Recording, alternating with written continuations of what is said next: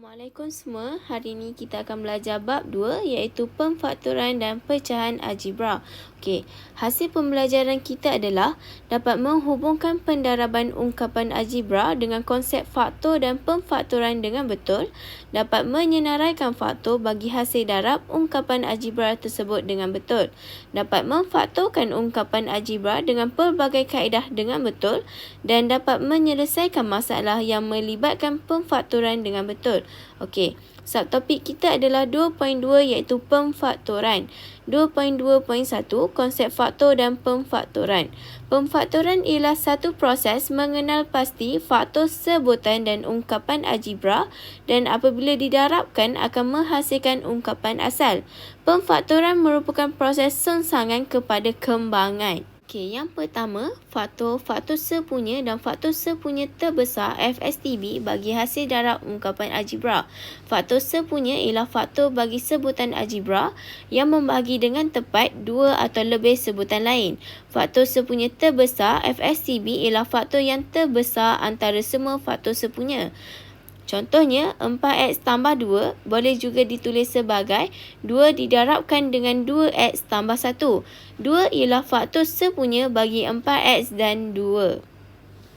Okey, seterusnya adalah contoh senaraikan semua faktor sepunya bagi setiap sebutan berikut. Okey, soalan yang pertama adalah 6H dan 4GH. Jadi, kita kena senaraikan semua hasil darab yang akan menghasilkan 6H dan 4GH. Okey, yang pertama adalah 6H. 1 darab dengan 6H, 2 darab dengan 3H, 3 darab dengan 2H dan H darab dengan 6. Okey, seterusnya adalah 4GH. 1 darab dengan 4GH, 4 didarabkan dengan GH, 2 didarabkan dengan 2GH, 2G darabkan dengan 2H, G darab dengan 4H, H darab dengan 4G. Okey, seterusnya kita bandingkan antara dua ni yang mana mempunyai digit yang sama. Okey, contohnya 1, okey, 2, 2H dan juga H. Maka faktor sepunya bagi 6H dan 4GH adalah 1, 2, 2H dan juga H. Okey, seterusnya adalah 2.2.2 iaitu pemfaktoran ungkapan algebra. Okey, terdapat 4 kaedah yang boleh digunakan bagi mencari pemfaktoran. Okey, yang pertama adalah menggunakan FSTB. Ungkapan algebra boleh difaktorkan dengan mencari faktor sempunya terbesar iaitu FSTB. Contohnya 4x ialah faktor sempunya terbesar bagi 8x dan 12x kuasa 2. Maka ungkapan algebra bagi 8x tambah 12x kuasa 2 boleh ditulis sebagai hasil darab dua faktor seperti 4x didarabkan dengan 2 tambah 3x. Ini dinamakan sebagai pemfaktoran. Faktor sempunya terbesar boleh ditentukan dengan menggunakan kaedah pembahagian berulang. Okey, contohnya soalan yang diberi adalah 8x dan 12x kuasa 2. Okey, 8x dan 12x kuasa 2 ni kita boleh bahagikan dengan 4. Okey, 8x bahagikan dengan 4 kita akan dapat 2x dan 12x kuasa 2 dibahagikan dengan 4 kita akan dapat 3x kuasa 2. Dan kita tengok baki dia 2x dan 3x kuasa 2 ni boleh bahagikan dengan apa lagi? Okey. Kalau berdasarkan yang kita tengok ni, kita boleh bahagikan dengan X. Jadi, 2X kita bahagikan dengan X, kita akan dapat 2. 3X kuasa 2 dibahagikan dengan X, kita akan dapat 3X. Jadi, faktor sempunya terbesar bagi 8X dan 12X kuasa 2 adalah 4X. Okey, kita boleh semak jawapan kita dengan menggunakan kaedah kembangan. Di mana kita letakkan di hadapan 4x dan di dalam kurungan adalah baki yang kita perolehi iaitu 2 tambah 3x. Jadi 4x ni akan didarabkan dengan 2 untuk dapat 8x dan 4x juga didarabkan dengan 3x dan dapat 12x kuasa 2. Jadi kita dapat balik jawapan kita iaitu 8x tambah dengan 12x kuasa 2. Okey, seterusnya contoh. Okey, contohnya 6H dan 4GH. Okey, 6H, 4GH. Okey, 6H dan 4GH ni kita boleh bahagikan dengan 2. 6H bagi 2 kita akan dapat 3H. 4GH kita bahagikan dengan 2, kita akan dapat 2GH. Okey, kita tengok dalam 3H dengan 2GH ni yang mana sama. Okey, kita ada sama adalah H kan. Jadi kita bahagikan dengan H. Jadi 3H bagi H kita akan dapat 3. 2GH kita bahagikan dengan H, kita akan dapat 2G. Maka faktor sempurna terbesar kita adalah 2H. Okey, kita nak semak jawapan kita betul ke tak. Jadi, kita jadikan 2H ni kita darab dengan baki dia 3 tambah 2G. Okey, 2H darab 3 kita akan dapat 6H. Tambah dengan 2H darab dengan 2G, kita akan dapat 4GH. Okey, ini bermakna faktor sempurna kita FSTB yang bersamaan dengan 2H adalah betul. Kaedah yang kedua adalah menggunakan beza antara dua sebutan kuasa 2 sempurna. X kuasa 2 tolak Y kuasa 2 ialah sebutan beza kuasa 2. X kuasa 2 tolak Y kuasa 2 boleh difaktorkan dengan beza kuasa 2 sempurna. Kaedah ini hanya boleh digunakan jika kedua-dua sebutan algebra tersebut ialah kuasa 2 sempurna. Contohnya, X kuasa 2 tolak 4, di mana 4 ini kita boleh tukarkan menjadi 2 kuasa 2. Oleh itu, kedua-dua sebutan algebra tersebut ialah kuasa 2 sempurna. Okey, jadi faktor untuk X kuasa 2 tolak 4 adalah kurungan X tambah 2 didarabkan dengan kurungan X tolak 2. Seterusnya adalah contoh di mana B kuasa 2 tolak 1. 1 ini kita boleh jadikannya menjadi 1 kuasa 2. Jadi, B kuasa 2 tolak 1 kuasa 2, kita faktorkannya menjadi kurungan B tambah 1 dan didarabkan dengan kurungan B tolak 1. Okey, soalan yang kedua iaitu 9M kuasa 2 tolak 100, di mana 9 boleh ditukarkan menjadi 3 kuasa 2 dan 100 ditukarkan menjadi 10 kuasa 2. Jadi, 3 kuasa 2 M kuasa 2 tolak 10 kuasa 2. Jadi 3M kuasa 2 tolak 10 kuasa 2. Kita faktorkannya menjadi 3M tambah 10 didarabkan dengan 3M tolak 10. Kaedah yang ketiga adalah menggunakan pendaraban silang.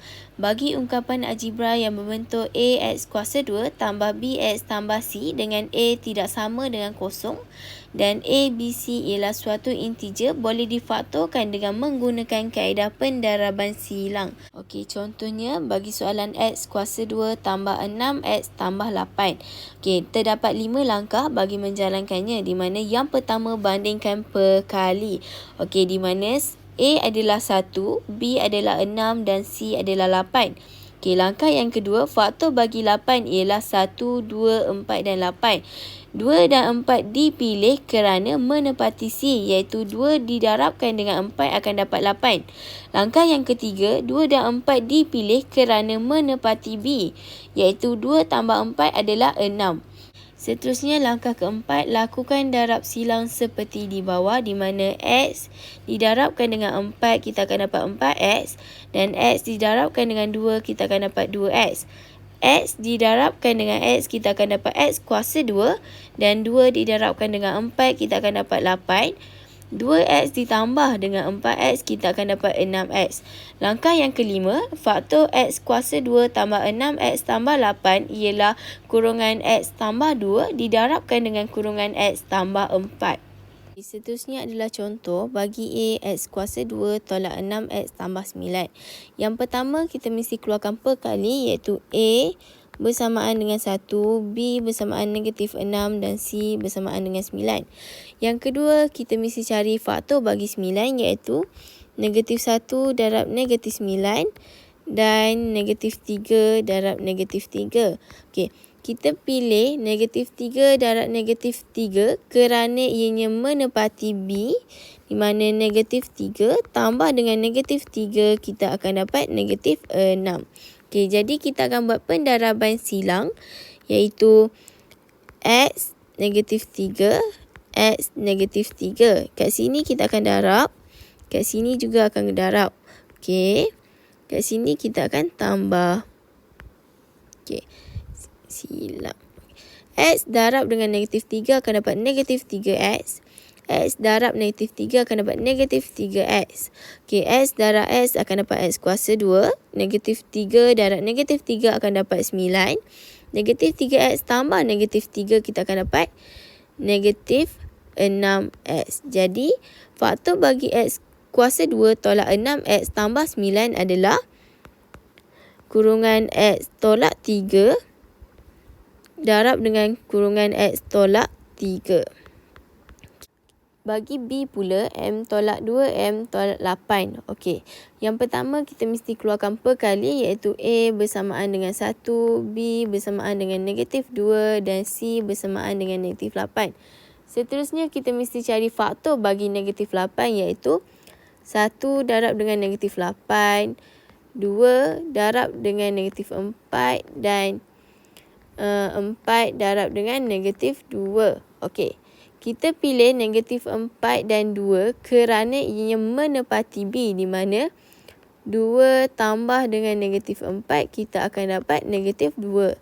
Jadi kita akan buat pendaraban silang iaitu M 2 M negatif 4.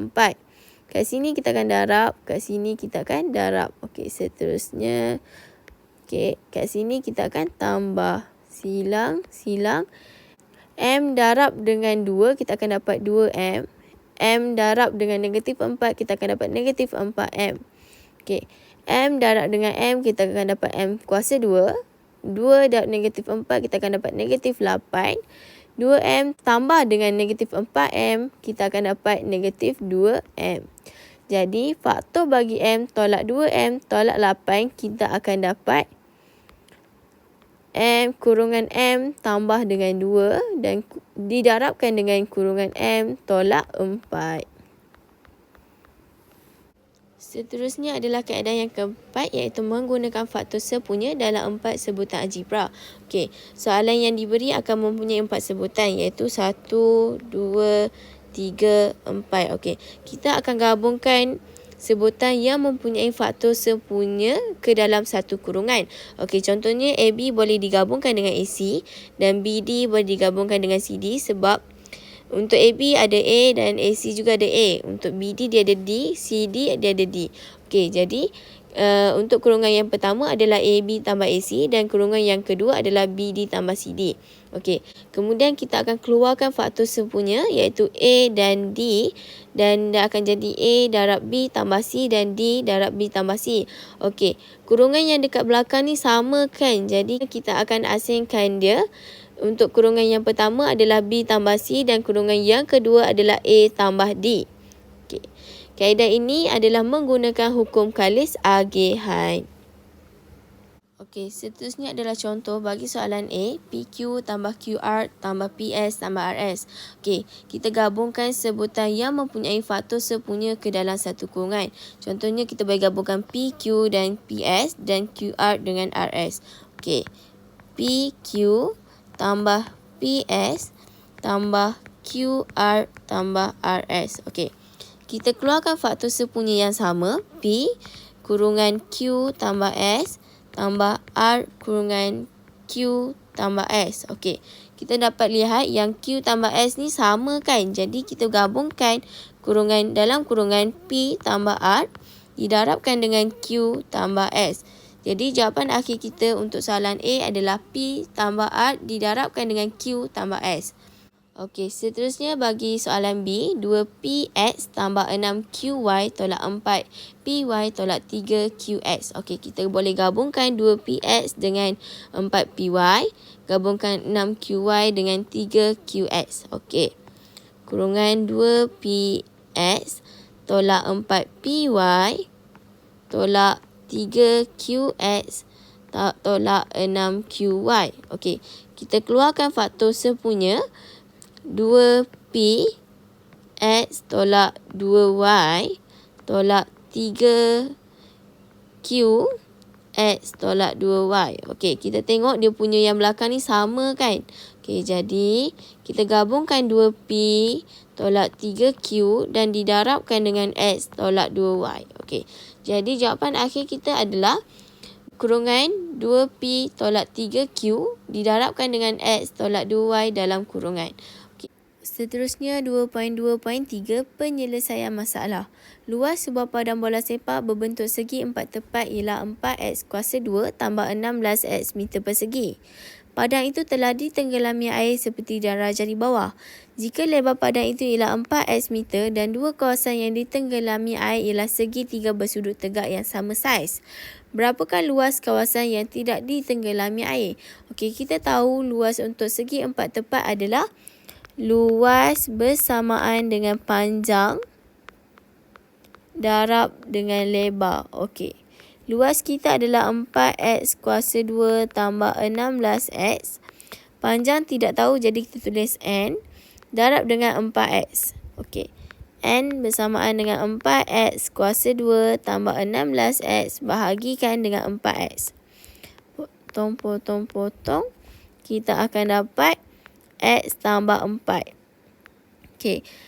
Dia nyatakan bahawa lebar bagi padang ini adalah 4X. Jadi 4X ini kita akan bahagikan dengan 2 dan kita akan dapat 2X. Jadi tapak bagi setiap segitiga adalah 2X. Dan dia punya lebar adalah X tambah 4. Jadi kita boleh cari luas untuk segitiga. Luas segitiga adalah 2 darab 1 per 2 darab tapak darab dengan tinggi. Okey. Jadi 2 darab 1 per 2 darab dengan 2X darab dengan X tambah 4. Okey, dan kita akan dapat potong-potong, kita akan dapat 2X kuasa 2 tambah 8X. Okey, seterusnya untuk cari luas kawasan yang tidak ditenggelami air, kita mesti tolak luas padang tolak dengan luas segitiga. Jadi luas padang kita adalah 4X kuasa 2 tambah 16X tolak 2X kuasa 2 tambah 8X. Okey, dia akan jadi 4X kuasa 2 tambah 16X tolak 2X kuasa 2 tolak 8X. Okey, 4X kuasa 2 tolak 2X akan dapat 2X kuasa 2.